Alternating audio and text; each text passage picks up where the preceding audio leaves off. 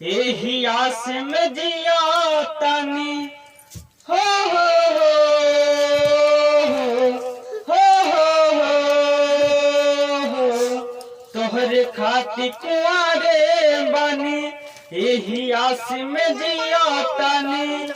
बनैनी जवन सुनावा के हाल का होई ससुराल चल दिहलू अब हमार का होई ससुराल चल दिहलू अब हमार का होई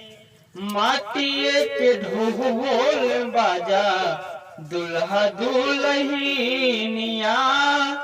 मटिए के बनावते रहू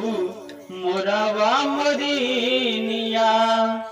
माटिए के ढोल बाजा दुल्हा दुल्हनिया मटिए के बनावते रहू मोरावा मरीनिया तोहरा जाते हम हो जाइब घर दुआर का होई ससुराल चल दिहलू अब हमार का होई ससुराल चल दिहलू अब हमार का होई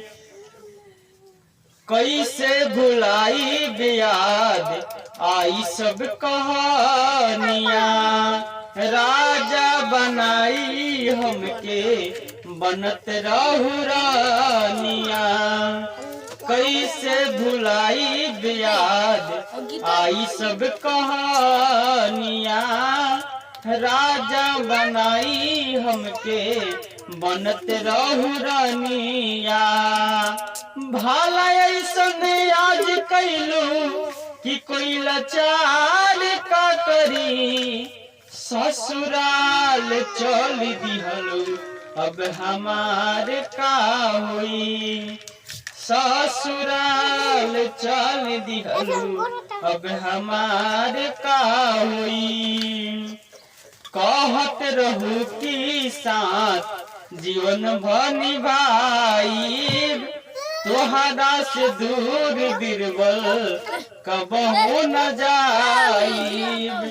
कहत रहू की साथ जीवन भर निभाइब तोहरा से दूर श्यामलाल कबहू न जाइब श्याम देहाती नियन दोसर दिलदार ना मिली ससुराल चल दिहलू अब हमार का हुई ससुराल चल दिहलू अब हमार का हुई।